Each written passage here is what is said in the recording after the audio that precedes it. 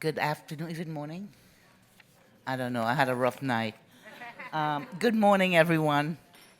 I'm Caroline Lewis. I'm from Trinidad originally, but I live in Miami now, and it's so nice to have all of you in town, enlightening us in Miami as what we can do better because we got it all down here, man. You looking for a problem? We're it. Come on in and bring your solutions. We're very solution oriented over here. So I'm Caroline Lewis. I am the founder and I'm currently the senior advisor to the CLEO Institute. CLEO is an acronym for Climate Leadership Through Engagement Opportunities. And what we're literally trying to do, we were founded in 2010 when the climate scientists locally were like having temper tantrums and hissy fits because the tent was empty and it was just them and me in the tent screaming. So when we founded the CLEO Institute, we decided we're going to focus on climate. And I figured as a science teacher and a high school principal, I can break down that science like that. And in 6 months, everybody will be on board because they will have the information to recognize we need change. Well, here we are 13 years later. The tent is fuller, I will tell you. It is a much bigger tent and it's a much fuller tent, but we still have work to do. Today's panel is just an awesome group, and I just can't wait to learn from them because what we're going to try and do in this panel is to tell our story of what we are learning about and from the communities in which we live and in which we work. Because people talk a lot about making a seat at the table for these frontline communities, you know, all this terminology. Well, we believe at the CLEO Institute that you don't make room at the table, you take the table to the community. And from the day we started intentionally going after frontline communities, that was our strategy. And a lot of people in the room who were our partners came with us. So how we engage communities and what they're telling us and what we need to do in response is the purpose of this panel. So today I'm going to ask each panelist to answer two questions. What are you hearing from the community in the work you're doing? And then what are the solutions? And get specific. Do you think toolkits work? Why do they work? Do we need public-private partnerships? So we're going to tease out solutions. And then in the end, they're going to give us their takeaway messages for all of us to remember. So this should be a pretty informative session, and I know we're all going to learn from each other. We're going to stay seated, and we're going to have a fluid conversation, I hope.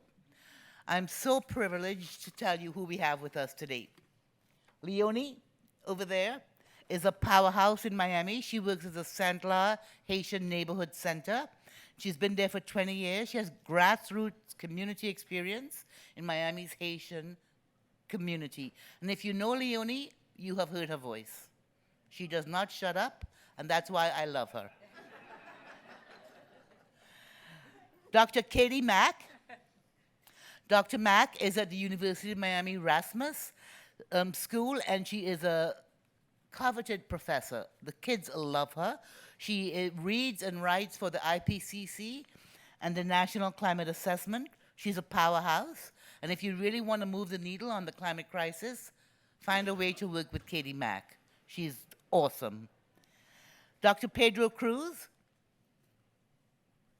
Dr. Cruz is the Healthy Communities Campaign Director with Sierra Club.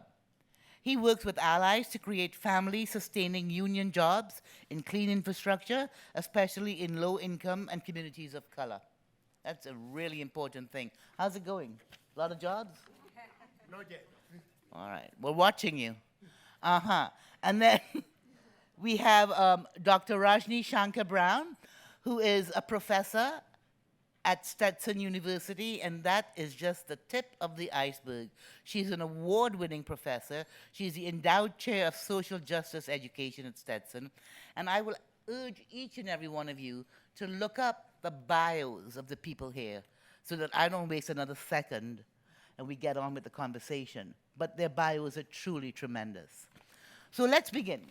The first question I'm going to ask for you is, in your work in communities, what are the messages the needs and the individuals and the groups you're talking to or working with, what are they telling you? Let me start with you, Katie. Me? Okay, so I was going to go for a little bit of a curveball on this question. I know we've been thinking largely about storms and flooding and changing patterns of precipitation in this space of disaster resilience.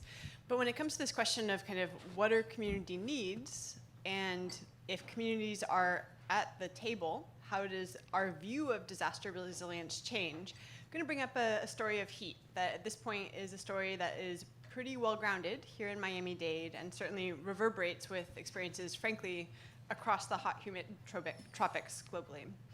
And so in the space of kind of storms and floods, it's easy in a way because we have damages that we can definitely see, right? Infrastructure destroyed, people displaced. Those are damages that go easily into our tallies and cost-benefit analyses and how we think about what infrastructure to prioritize and what our disaster response plans are. By contrast, in terms of asking communities what are their issues, in many cases, they might say something like, it is really hot. I'm working outdoors and I do not feel well at the end of the day. Or I can't afford to turn on my air conditioning. That is a very different view of disaster, right? And frankly, it's a form of disaster that has largely been invincible. Invincible because people have different power for shaping our narratives of what's important. So I think what's just super interesting is if we say, heat is a disaster, it's been invincible, now we could actually start to, as a researcher, do research on it. And here in Miami-Dade, we have sensors in homes, low-income homes throughout the county. We're finding households experiencing heat indices up to 110 inside their homes. Just think about what it'd be like to be in 110 heat index for like a minute, much less days on end, months on end. I think it really also interacts with then how you shape your priorities for policy. And of course, in Miami-Dade, we've got the first heat officer globally, and that is something that we're seeing growing, and it really starts to shape how we think about planning and preparedness. So I think for me, if you take a community-based approach, you might radically change what you're thinking about and what you're prioritizing, and that's a pretty important feature of resilience moving forward. Well said. And I am sure each and every one of you has a similar story of what you're hearing on the ground. Let's hear from you, Rajni. Thank you so much, and thank you all for being here today. It's been an uplifting space, despite all of the daunting realities we have before us. So I'll just share, I am the president of the National Coalition for the Homeless Board, and we're doing work across the nation, but particularly here in the Southeast, given our incredibly devastating realities of numbers of people experiencing homelessness and living in extreme poverty. When we talk about community resilience, we still find that so many communities, people are not being brought at the table and they are not being listened to. And yet it is essential and quite literally a matter of life and death. And so you hear just the example of heat that you brought up. And I can share with you, heat-related deaths are the number one deaths, right, when we talk about natural kind of elements of death. But over half of those deaths are people who are unhoused. And we don't often talk about this. And what we know is pre-pandemic, we had historically high numbers of people experiencing homelessness, including our most vulnerable, children and youth, elderly. We are seeing that here in Miami. The numbers are continuing to surge. And it is incredibly heartbreaking, but also a call to action. When we talk about community resilience, again, we have to listen to the people on the ground. What we're finding is more and more people are being shifted into situations of being unhoused. And in fact, Miami, where we are situated right now, but Central Florida as a whole, has some of the highest numbers in the entire nation. In fact, we're working with the Low-Income Housing Project now at the national level, and on the federal level, we're looking at various forms of data, different ways, even as you run that data, you continue to see Central Florida as one of the worst, along with Las Vegas, in terms of lack of affordable housing, in terms of high number of evictions, in terms of growing encampment sites and the criminalization of homelessness, which places people in even more dangerous situations. And let's be really careful and mindful as we do this work too, to make sure that we're paying attention to glaring disparities. Overrepresentation in our Black and brown communities. Overrepresentation with LGBTQIA Two-Spirit Plus communities and intersections that we see there. So often, I think part of this is, we talk about community resilience, we have to center lived experience. The solutions cannot be made without making sure the people most impacted are part of the solutions. That is imperative. And I could go on, but I want to make sure I give everybody a chance to. Oh, you will go on. We will let you go on again. Pedro, what are you hearing on the ground? First of all, thank you for inviting me and for the opportunity to talk to you today. And as I was sharing before, it's the first time that I am in a space with so many people that care so much about this issue. I'm learning a lot, and I hope this is the first of multiple interactions that we will have. Oh, you poor man. You thought you were all alone, huh? A little bit. So I started to do this work almost by accident. I work with Sierra Club, a national organization, advocacy organization around conservancy. When we started 130 years ago, now we're moving more about mitigating problems of climate change. Our philosophy is that we need to get rid of fossil fuel. We need to keep them on the ground, and that we need to move to electrification of everything in our daily life. So when Hurricane Maria and Irma hit Puerto Rico in 2017, and that just was a month after Hurricane Harvey hit Houston, we were in that situation like, hey, we are not an organization that provides services or disaster response or anything like that. We do advocacy. And at that point I said, hey, probably advocating about climate adaptation is something that we should be focusing to.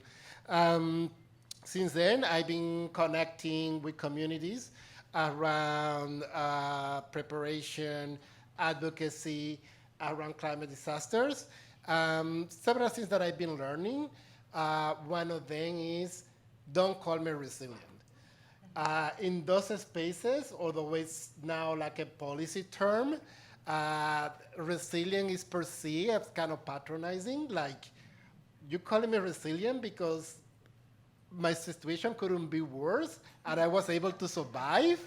That's not resilient. That's the society. That's survival. Society is not providing me with an equal opportunity to be a value as a human being, as other people are valued in this society. The other thing that I learned is how unprepared we are for climate disaster, but also at the same time, how highly politicized a human crisis could be. Like, it's beyond my imagination, like seeing, and this is a number that I repeat everywhere I go, hoping that someone will correct me, like, hey, Pedro, you got the number wrong. In terms of equity, we need to talk about how the communities that are going to be impacted the most by climate change are the communities that are already facing a lot of problems. One of those communities is Port Arthur in Texas, home to one of the largest refineries in the United States and home to several fossil fuel and petrochemical facilities. When Harvey hit, not only the community had to deal with flooding and the hurricane and the recovering, but also with chemical spill on top of all that. When I say that we are not prepared, is because we weren't taking equity into the equation in a way that we should be taking it. And again, this is the number. I hope I'm wrong, but I'm sure I'm not.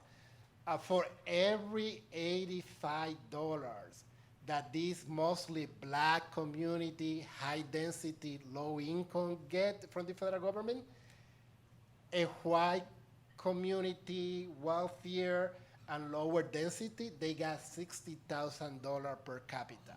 Compared to 85 85 to 60,000. in the United States. Yes. I don't like that number either. So. There's something that should be wrong with that number. I know that FEMA and other government agencies have been making change and adjustment to include equity in how they do things. But that's one of the main things, one of the main engines that motivate me to do this work and to keep learning and working with these communities and see how we can make the system better. Well, that's your second question. You're going to solve this problem. All right. Let's hear from Leonie. Good morning. I'm happy to be here, a little nervous now, but just let me just give you a brief overview of who we are. This year, 2023, we're commemorating the 50th anniversary of the first landing of the boatload of refugees, an event that has made all of us become boat people, and we take it proudly, and the genesis of a very vibrant community in Miami, which occupies what we call the Northeast Corridor. And what's significant about our presence is that the census sort of guesstimates that there are about 200,000 of us, but we occupy a geographic surface. So we're from what is Little Haiti, but is changing due to gentrification, to North Miami Beach. So that has given us visibility, political power. We've been able to elect multiple representatives, and so that has sort of elevated our voices in this community. And I work with the Haitian Neighborhood Center, so when you say what have I heard, it's not what have we heard, because it's an institution that does the work. We have been a hub for hurricane preparedness hub for the corridor in partnership with other organizations. We are, of course, not the only ones doing the work. There's a network of organizations, including CLEO, which are part of this effort. And what have we heard on the street? Centers on education and respect for experience, right? We came here in majority from rural communities where climate is at the center of our existence. Climate is part of our culture. Climate is part of our livelihood. Climate is part of our survival. And yet, that knowledge, that understanding, that cultural grounding is never honored, never respected, because when we talk of education, the assumption is that you're going to come and teach me about climate. You're going to come and tell me about climate. You're going to come and tell me about heat. I could teach you a couple of things about how to survive in an environment where there's no air conditioning, there's no, I could teach you a couple of things about surviving on heat. So I think that what we hear on the street is that education is really important, and education needs to be approached differently. Beyond science, maybe there should be some ethnography, some anthropology to kind of understand how we understand science and what language, what imagery you must evoke, you must use when you are teaching us about climate. Oh, yes. Because we don't absorb information. When you talk about science, we all went to church, right? We don't understand. We're told it's something bad, but we're not really given the language to even to understand and process it. So we go to church and we say, the world is ending, but if we pray hard enough, we'll be covered by the blood of Jesus, and that will protect us. So that's really important, to empower community, educate. It's a community that depends on trusted messengers. And if the trusted messengers don't understand, the trusted messengers are going to dismiss your message. Don't worry about it. We've survived worse. We've survived, You know, people who talk about the 5 hurricanes that they survived, they name the hurricanes. We're okay, we'll survive. So I think that education and a new approach to education is critical to engaging not just the Haitian community. Every community. You know, you go Central Americans, same thing. You know, it's. I know that some of our environmental educators come in armed with science and tell us about their degrees, and then it means nothing, because you know, if the interlocutor, if the person that you're talking to doesn't have the capacity to absorb the language, it's like speaking a foreign language. And if there's no opportunity to translate, to understand it from your point of view, then it's moot. We can translate science in Creole, and it still means nothing. It's about getting a message across. It still means nothing if we don't talk about, you know, when you plant your seeds See what I and told it you? She burns didn't to shut the up. ground. You're amazing.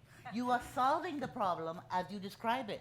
I love this. No, I'm not solving the problem, because You're the telling problem us- is not solved. You're telling And- us about listening. And I'm also talking about how our behaviors are not uplifted.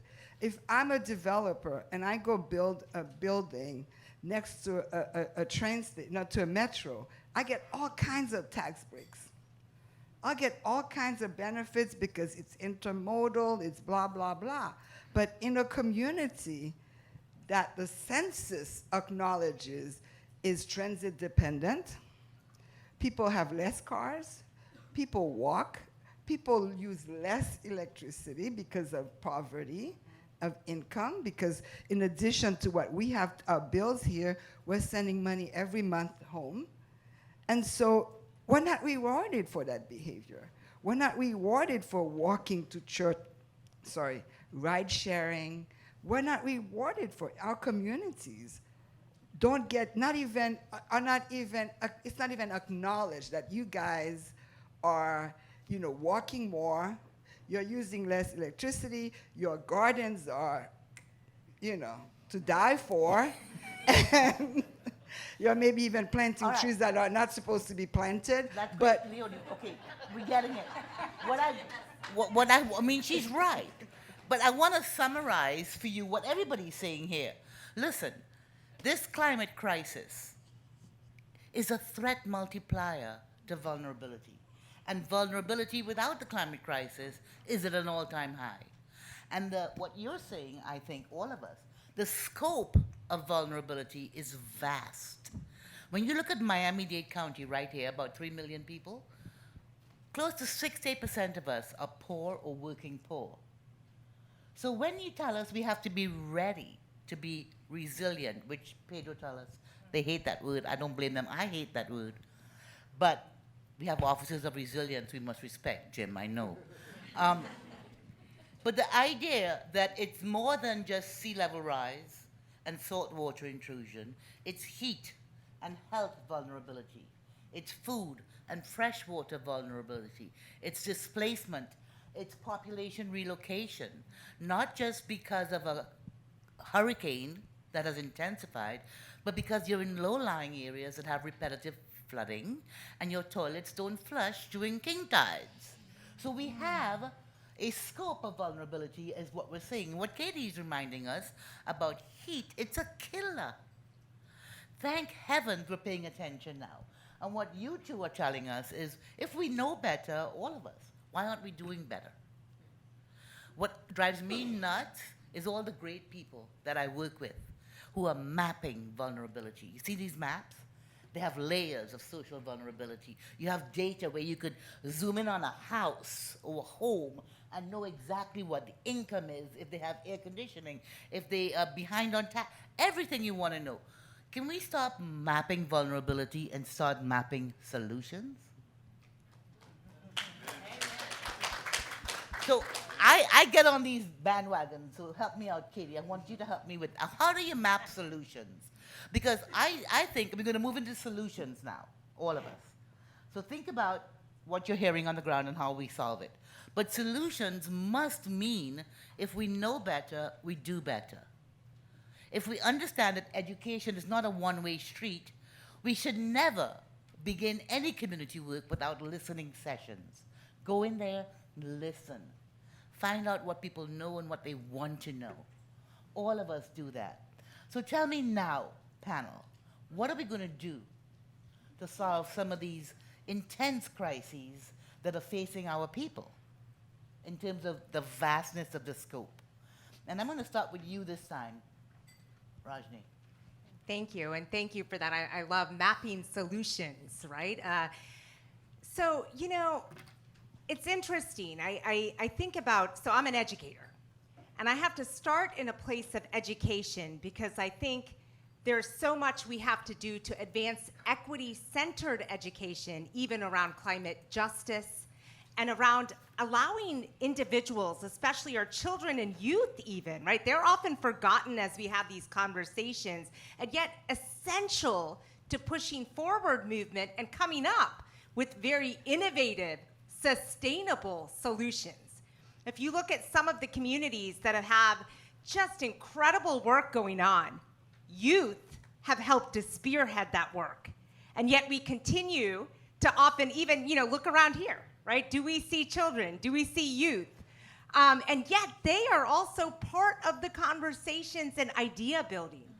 So as we reimagine landscapes, what our world could look like, I think we have to continue to push equity-centered education. We have to make sure that we are also starting with our children and youth early on to allow them to start to wrestle with, but also have the chance to come up with solutions to the world, the very messy, complex world that we're all inheriting, right, in ways.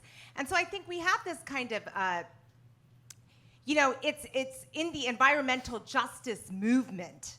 I will say one of the solutions I think we need to do a better job is making our spaces inclusive. This is going to be one of the big areas that I think when we talk about solutions, our spaces have to be truly more inclusive. And that means, right, not just honoring voices or bringing people to the table, but again, going back and learning to listen, learning to allow ourselves, right, to be educated.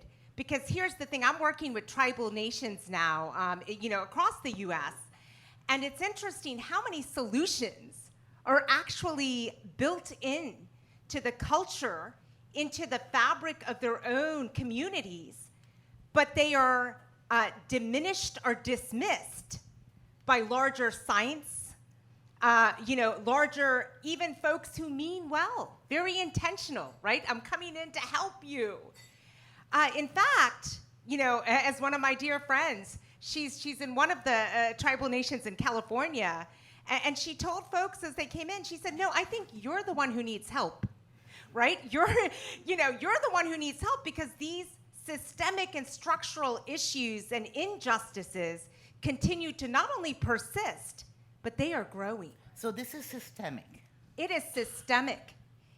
We are talking about, and so when we talk about even solutions, we have to talk about it in all of the multi-dimensional levels, right? From systems change to structural change to thinking about our own institutional practices to policies to our everyday practices.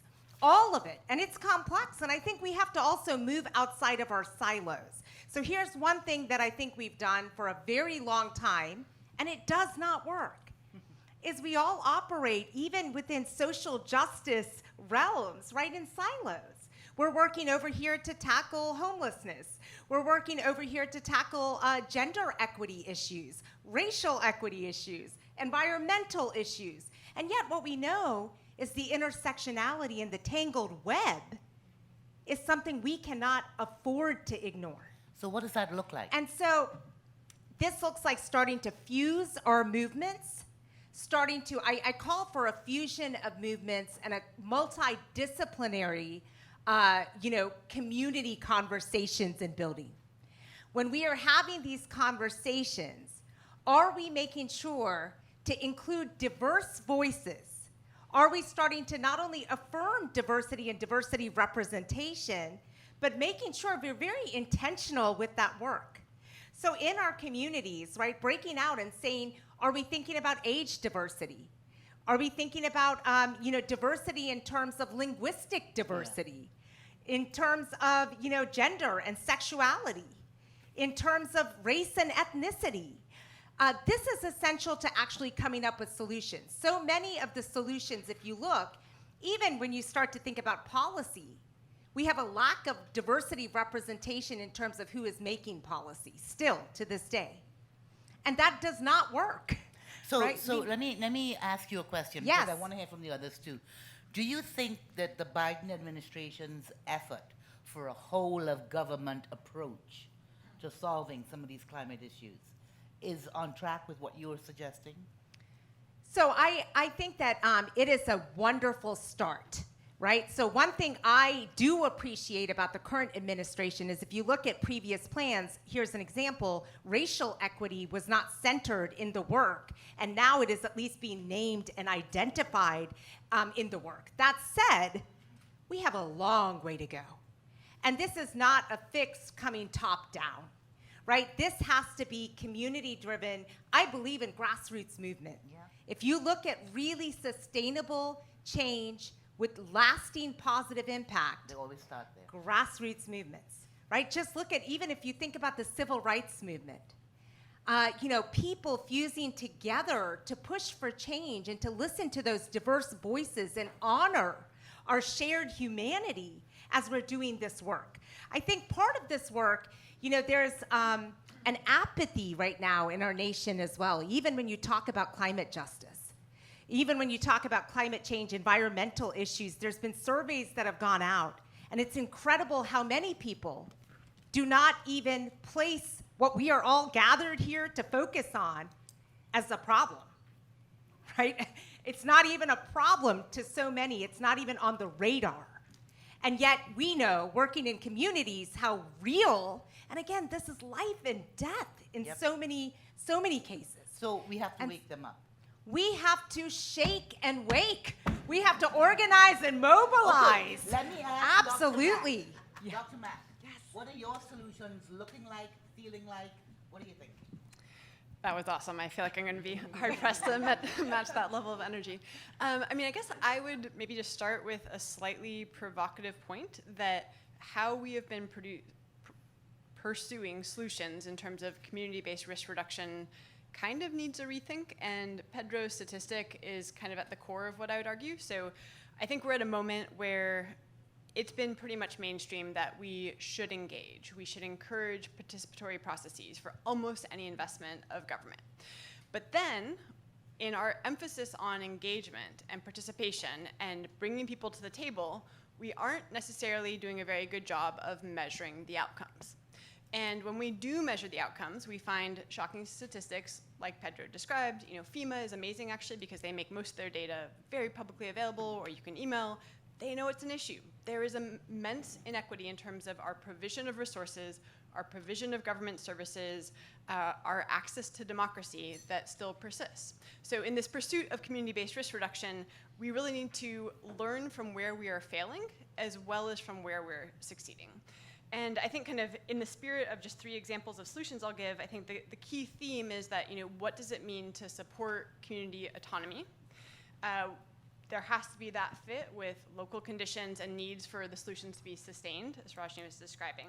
And we're also kind of in this interesting space where people have been adapting to the climate forever, as long as people have been on this planet, right? But now we've got this kind of intense intersectionality of the past and the present and the urgency of our current climate threats. So I think the temptation often is to throw in solutions and throw in funds from outside, and we know those don't stick, they don't hold, they don't achieve equitable redistribution of outcomes. So just 3 examples I'll give. I think FEMA's been doing some pretty neat work in terms of almost process tracing what's going wrong in terms of access to funds. And so, for example, you might think that it's the low-income, more rural, or extremely rural communities. The issue is that they're not able to produce the grant proposals that are good enough. But actually, you can look at the numbers, that if a community is able to get a grant proposal in, it is equally competitive. The real issue is getting that proposal in. So you can start to be data-driven in terms of saying, what does it mean to enable community autonomy? I think that's a really important one. A second example that I like to think about a lot is how to break down the power structure around access to data. And I'm a scientist, so I'll say access to data matters, but in many cases it really does matter. So for example, who is doing the flood modeling to think about where we put the seawall, where we prioritize the evacuation plans, where we do elevations of structures. Right now, in terms of modeling that is adequate for an urban environment, there is a huge power structure. It is a few government agencies, a few high-fund contractors doing that type of modeling.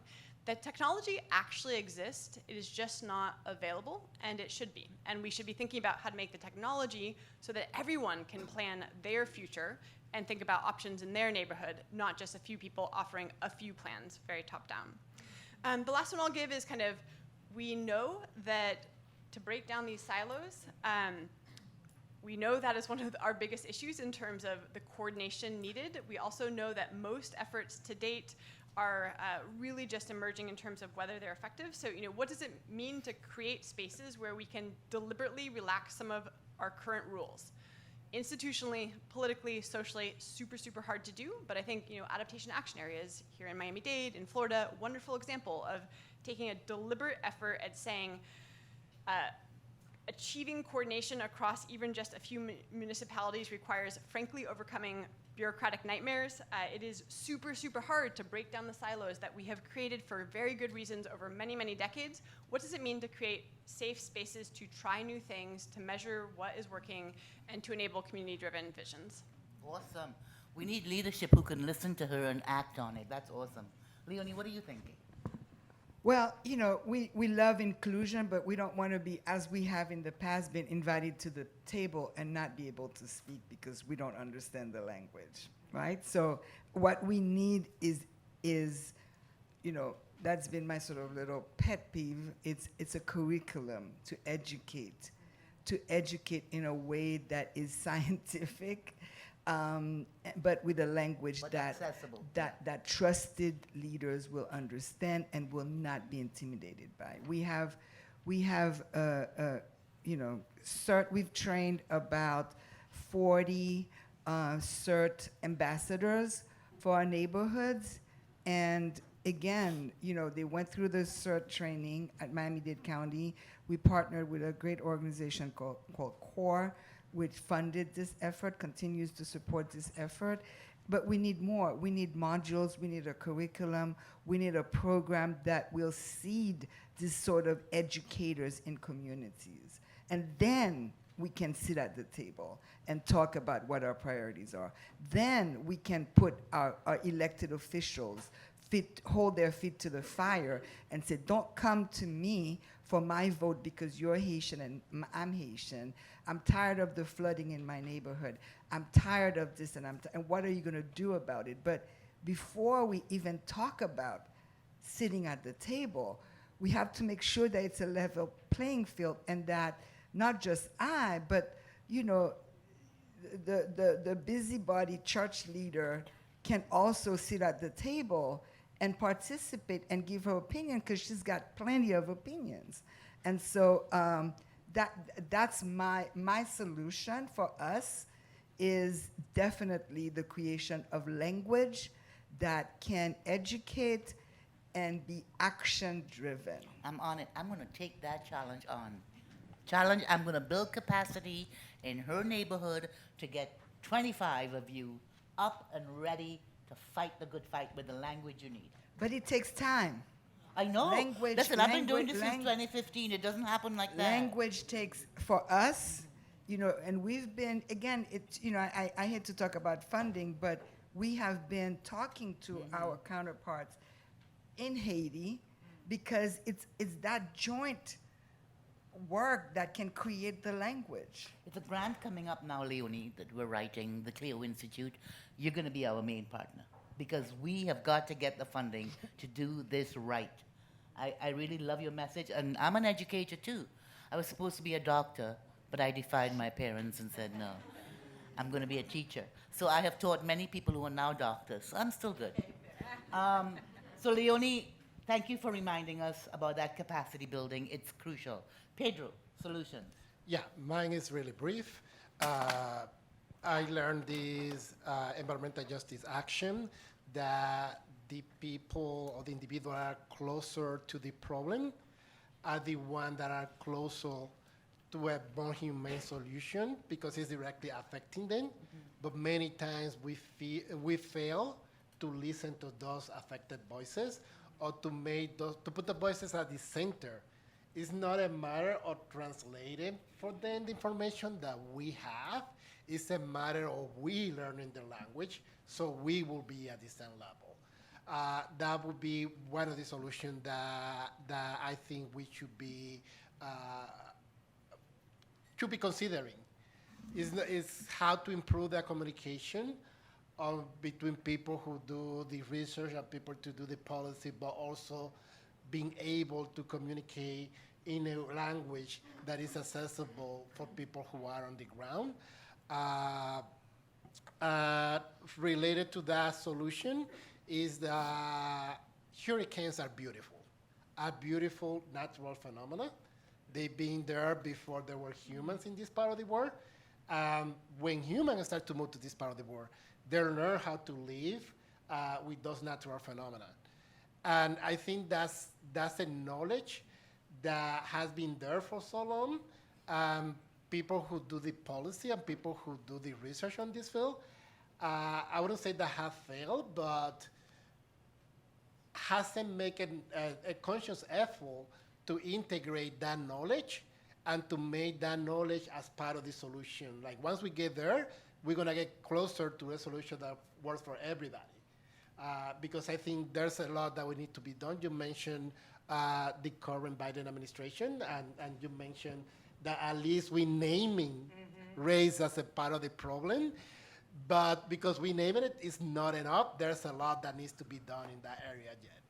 Well, I really think when I was answering this question myself, my solutions were build community capacity, Leonie, federal, state, and local, wake up every elected official. You are a public servant, serve the public. If we know better, we must do better. And my third was private-public partnerships. You know, here in Miami-Dade County, when CLEO recognized in 2014 that our frontline communities were not engaging with our climate programming, we took the table to Little Haiti. We took the table to Liberty City. We took the table to Shawcrest and Sweetwater, these underserved areas, and we did three things.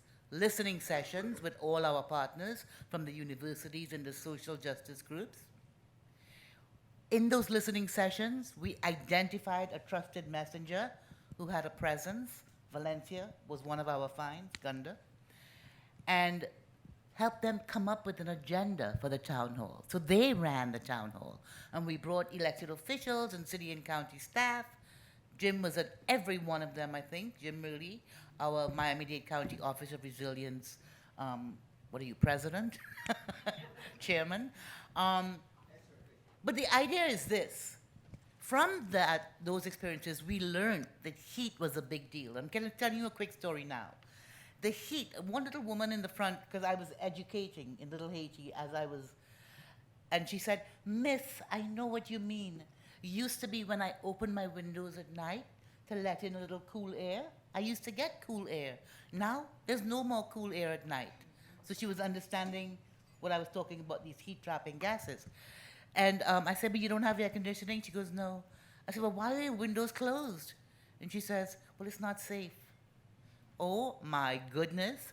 My eyes rolled back in my head spun around, green vomit came out. And I'm like, what are we doing? So I asked the county in 2016, I asked them for the data on the public housing that doesn't have working AC. I got data last year. And our county, we have the most incredible county mayor right now, Miami-Dade mayor, Levine Carver. She got 1,700 wall units recently to put in to these public housing homes. And I'm like applauding, but guess what? We need 1.7 million of those. So the idea of scale is something we haven't come to terms with. And the public-private partnerships, we're going to map solutions. If we're going to map solutions and get people excited, can you imagine going to chambers of commerce and saying street by street, we're tackling air conditioning, and get this bank to say, I'll take that street, get this law firm. I'll take this.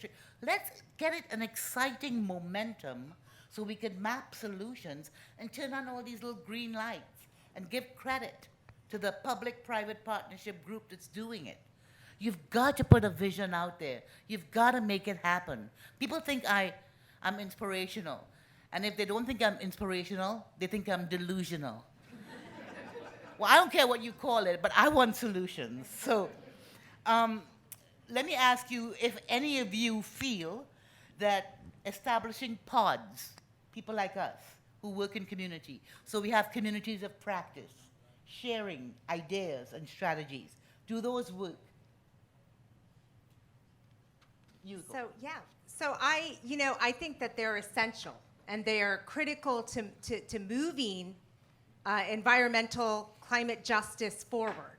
At the same time, I do think it's really important, right? So we have to have these grassroots movements pushing in our communities, pods, going, stimulating ideas, but we cannot also lose sight of holding accountable on the larger scale those that are causing and creating the unlivable conditions for folks. Crimes right? against It's humanity. Not just, it's one thing, our responsibility, okay, we're going to advocate, we're going to get the AC units. That's essential so people can breathe. It's a public health issue, right? But at the same time, we have to go to the roots too and solve why our heat keeps going up, right? That's a major problem too. So I think it has to be macro and micro, simultaneously working. Right, and I want to share one thing. I was going to wave, but she said we could wave in between, but you were going, and I loved it. We talked earlier about education and even this idea of inclusivity, right, and being able to speak the language, being able to communicate. I just want to bring up, especially today, we are in a state right now that's quite terrifying politically if you look at what is happening to education. And this connects very deeply to our work as environmental justice advocates and activists and world, better change makers, connects very deeply. In libraries across in schools, books talking about climate issues, talking about activists that our children can learn from and look up to are being pulled one by one. So our children, already, we live in a time where we know that children and youth, there are eco-affinity gaps, where they're not as connected. You can look up eco-affinity, right? This idea of being connected with nature. That in order to protect something, you have to love them, have a relationship with it. And for so many of our children and youth, they don't have that eco-affinity for so many reasons, right? Technology being one of them, right? So many, are on their screens for hours and hours a day. It's very real. And now we're taking out those pieces of education that are so vital in our own public schools. What does this mean for our future? So solution, right? Please, Rajni. So solution, right? We need everybody to wake up when it comes to voting. We've got to be more educated in voting. We have got to be more educated. We've got to show up in spaces now across, and we have to have moral courage, right? It's not just safe spaces, it's moral courage in the face of everything going on to show up. Be there for your schools. Right now, right? If you care about the environment, I often say to people, go be part of a school advisory council and show up there and be a voice. Be there to support them when they do talk about climate issues and they are attacked from the outside.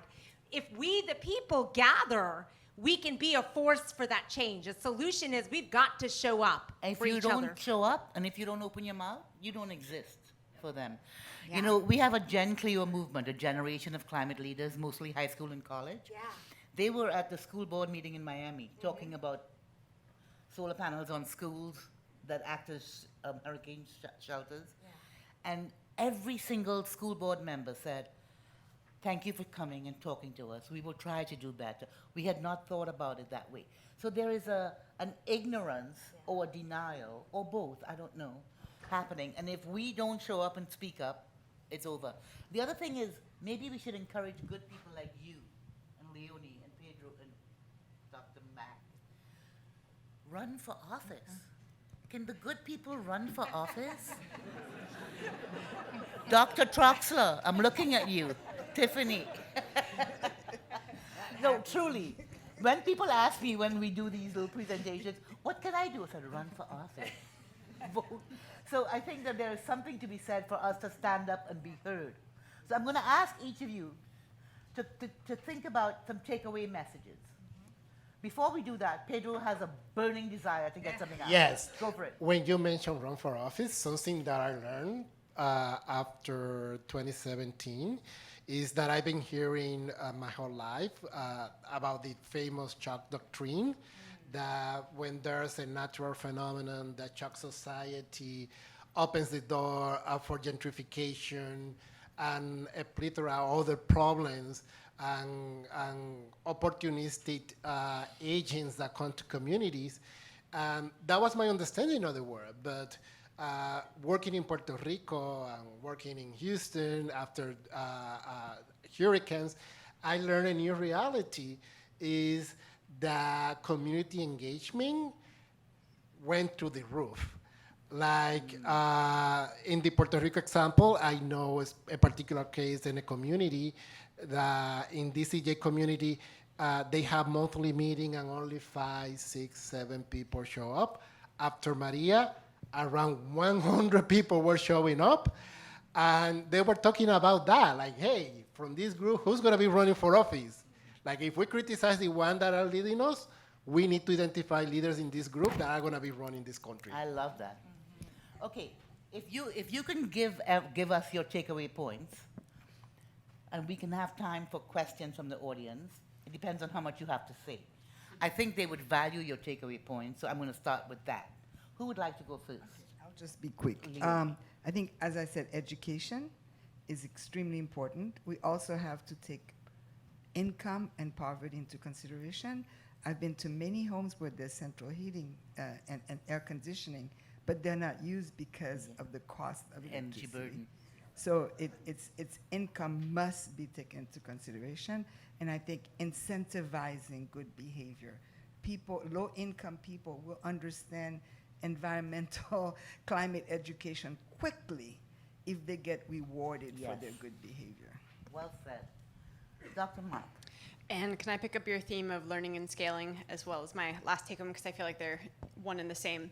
So, I think your point about micro and macro in terms of how we learn, how we replicate, how we scale is just utterly key, right? And I think in terms of the main point in moving forward is we need to mainstream consideration of climate into every social group, basically.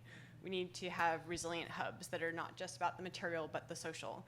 We need the professional networks, but to actually learn and to scale, we also need to be so much more deliberate about measuring what's happening, the outcomes, and being upfront about where it's working and where we're failing.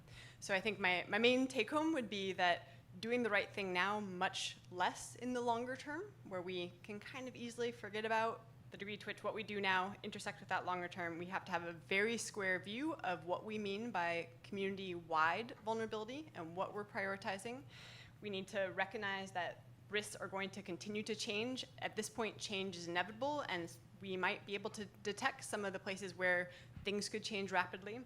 And we need to be really deliberate about saying this is about quality of life, this is about affordability, this is about nature, this is about long-term resilience, even if we have many people who rightly at this point hate the word.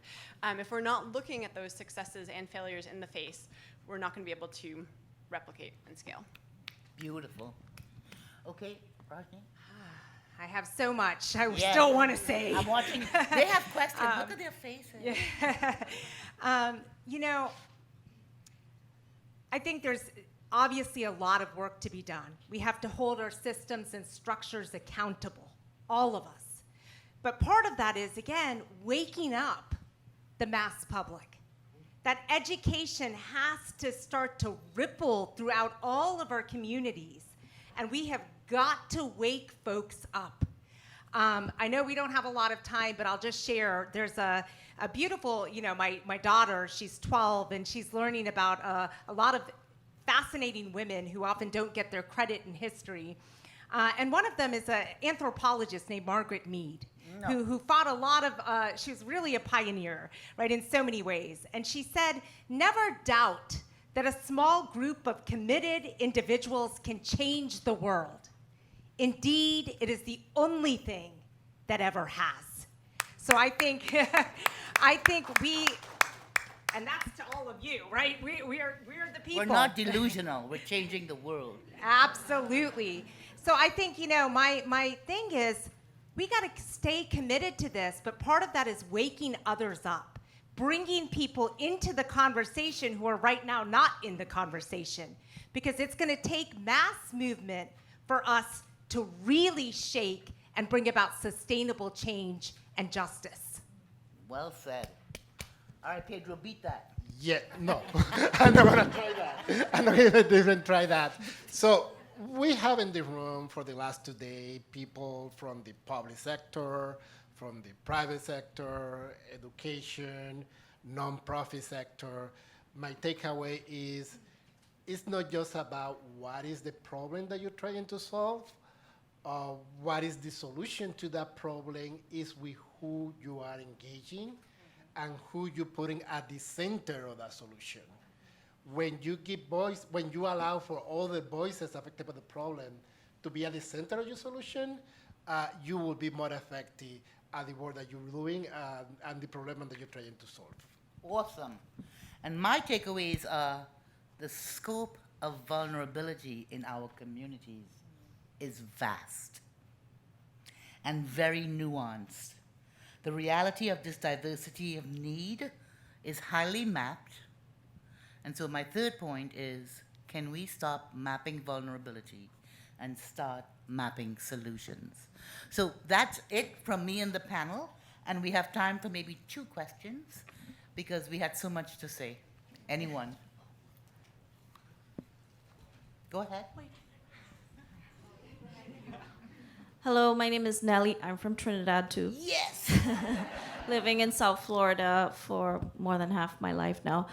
I'm still buzzing with all the good stuff coming from here. The work that I do, my organization is a member of the Southeast Climate and Energy Network, but we work talking about breaking down silos on the intersection of human resiliency and planet resiliency, human well-being and planet well-being. And so the innovation in what we do, and others are doing this across the country now, is what you talked about, eco-affinity. So what we've been doing, and all of you are invited this Sunday if you're still in South Florida, is every Sunday for the past 3 years, we've built a community of practice, a BIPOC, I don't like using that term, but it's a BIPOC community of practice. So what we do is we invite folks into a healing, safe space in nature where they can take care of themselves. And then we connect that to and educate them on the environment, and then we engage them in action. So we've done a few mindful beach cleanups over the last few years, and recently we've had some government officials joining, and we've been getting folks to sign petitions there was a petition for the right to clean water for Florida. So now we have turned self-care activists into climate activists. And these are people in the community who typically would be apathetic to these issues because it's not their day-to-day worry unless something happens. The second thing, the second way in which we work, and I want to ask a question about this, is when, the issue of the trauma, both the trauma of the victims of disasters and the secondary trauma of those of us trying to help them, I find that most disaster response programs don't include funding and don't include those opportunities. And I'm not talking about having a psychologist. I'm talking about the same concept of the healing circles. I know some partners that we've worked with. One of them is the Center for Mind-Body Medicine. I'm a facilitator with them. I know that we've done those circles in Haiti and in Puerto Rico after the natural disasters. And one of the things that we really want to see happen more is to train the staff in those agencies to not only to deal with the trauma that they face, the secondary trauma that they face, to be able to keep doing the work, but to also have the tools to run those circles in those communities, once we take care of their basic needs, we need to give people a space to process that trauma in healthy ways, and that they can pass that on. So I'm really talking about prosilience and resilience together. Wait, So, but we're out of time. So, but I want to ask, what are they doing in their communities? So, sorry. well, they're doing a around lot, but that healing, I mean, I think what you're saying is the new movement, but let me hear what you have to say. Yeah. This, in a way, I think is where so much of this space has gone, recognizing that people who are professionals in this space, this is a very psychologically and emotionally taxing career. And maybe just one big thrust I would point to is something called the Adaptive Mind Project. And I'm basically saying, for climate professionals, what do, right? You've got the trauma of disasters rippling through communities, the people you're working with. You've got the trauma of long-term change and slow erosion of places and livelihoods. And then you've got the third trauma of like the transformation of our societies and our economies that we ideally should be doing proactively, not just reactively. And all three of those traumas kind of coexist in a really unprecedented way. And so this Adaptive Mind Project is basically just kind of establishing a bunch of principles of what should we say we should be doing as professionals. And for me as an educator, I'm at this point saying this is how my group should be run, that we can't just train people in the technical components, we also need to train them in how to thrive themselves in really hard careers. How to manage, because the climate anxiety is real. I just, there's a lot, and I can talk to you later too about a few things that I'm working on, projects, but it's really bringing some of the, not just trauma-informed care, but really healing-centered engagement practices into the work of our environmental spaces. And it is quite essential, right? You start to see people burn out when well-being is not placed, when trauma is there. We're talking about vulnerability today. That puts us in vulnerable positions too, as layers of trauma are built. And so the National Institute of Health right now, they've started building out, you can look at the toolkit, it's environmental well-being. And so now there's this push to, instead of just thinking about, when we're thinking about environmental well-being, how does that also place an individual, right, and well-being at the center of that? How do we think about community well-being as we're doing this essential work? And so there are some tools that are starting to come out. I have a book that'll come out next year that is now under publication that is called Nourish, and it is about this. So I think you're going to really enjoy it. I'll make sure I will get connected. I hate to cut you yes, off, but yes. she's going to bite me any minute. Oh, yes, absolutely, absolutely. And what I would love is anyone who still has a question, please come up and speak to our panelists. But can you all give a round of applause to